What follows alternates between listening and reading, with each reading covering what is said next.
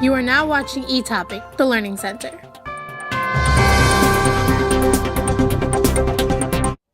you for watching eTopic, the Learning Center. My name is Jiga, and I'm here today to discuss the topic of non-native species and buying exotic pets. We will have a colleague here to explain more about this topic later. First, we will define what non-native species exactly are. Non-native species are simply species living outside its native distributional range, which has arrived there by human activity, either deliberate or accidental. Another name for non-native species are invasive species. Now that we know what non-native species are, let's welcome in Lexi Losito to discuss further and more into this topic. Hello, thank you for having me here today. No, thank you for being here. Now can you explain what this whole situation with non-native species? Yes, I'd like to start off by telling you how these species are affecting the environment. Non-native species, also known as invasive species, are one of the affluent warnings to native wildlife. The unification of South Florida's native communities are seriously being hurt by them. With foreign fishes eating native fish species and trees blocking out plants, the Florida Everglades is bearing a barrage of stress brought to the non-native species. So where would you say these non-native species mostly are? I would say Florida, because it's the world capital for invasive and potentially invasive reptiles and amphibians. Over a 20-year study of these invasive species, it is found to be that 56 non-native species of these animals have been determined in the Sunshine State, also known as Florida. Over 500 fish and wildlife non-native species have been seen in there. Okay, so is there any way we can stop these invasive species? There has to be something. Actually, yes, there's always something. We can initiate convincing procedures to try to put a stop to their introduction in the first place. Initiate monitoring systems for finding new infestations and move quickly to eliminate newly found invaders. We must do this because human health and economics are at risk or harm from these unwanted species.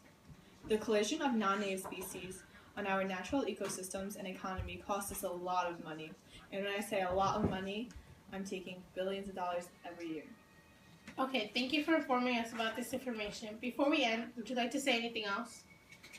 Yes, one last thing. Pet owners who do not want their pets anymore need to stop letting them out into the wild. There is a program called the Exotic Pet Amnesty Program. It's an effort to reduce the amount of non-native species being let into the wild by their owners who do not want to care for or cannot care for them anymore. Another objective is to promote responsible pet possession. Amnesty Day events are held at different places to provide the chance for people to capitulate their exotic pets with no charge or penalties. Okay, let me thank you once again. We've enjoyed talking to you today. Oh, it's no problem. Thank you. See you soon. Okay, now let's switch it over to another ecologist. What's happening outdoors? Let's see how she's doing out in the woods.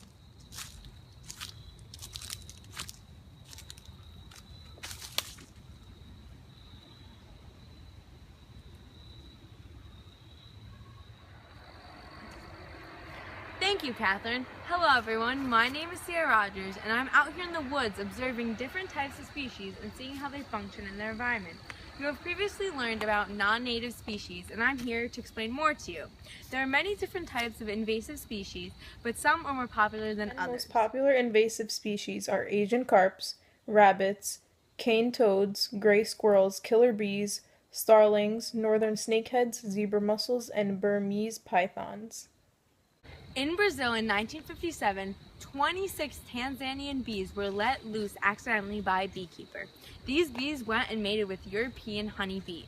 They created what we call killer bees or Africanized bees. These bees are seen to be very aggressive and vigorous. Swarms of them go and overrule European honey hives. In 1990, they worked their way into the United States and are roaming all around our country, but they are mostly found in southern states, including California, Nevada, Utah, Arizona, New Mexico, Texas, Oklahoma, Louisiana, Arkansas, and Florida. They have been said to sting many more times than a normal bee. Some victims have received over 1,000 stings. Not only are they a threat to humans, they're also a threat to agriculture. They are terrible at producing honey. As for zebra mussels, they have been found in the Great Lakes in the late 1980s. They got there by clinging onto the U.S.-bound European vessels. They cluster and cling onto hard surfaces that has been affecting many power plants, and water-consuming facilities. This causes over $500 million to be spent trying to get rid of the mussels that are clogged into the pipelines. Another issue we have is when people buy exotic pets. An exotic pet is an uncommon pet or an unexpected animal kept in the households of humans. These unusual pets are seen as wild species, and they are not typically kept as a pet or indoors. For example, sea otters should not be taken out of the environment for many reasons. Reasons you should not own a pet otter are: 1. They have very sharp teeth and can bite. 2. They spray a similar scent to a skunk. 3. They are nocturnal and like to hunt for food at night. 4. They need to be near a river to hunt for their food to eat, such as fish. 5. They need to learn survival skills from their mother. 6. They can get very aggressive during mating season. And 7. They're not easy to take care of. And last but not least, 8. They like to be in the water most of the time. Lucky for this otter, a river is available not too far from here, actually right through these woods. You can't just take an otter out of its environment because they have adapted to live a certain way in nature. It would also affect the food chain. Okay, well that's all. Thank you for joining me today, and back to you, Kat. Topic. I hope you learned something. I hope you enjoyed learning about non-native species and buying exotic pets by Rodgers, Captain Jiga, Lexi Losito, and Dahlia Tsay.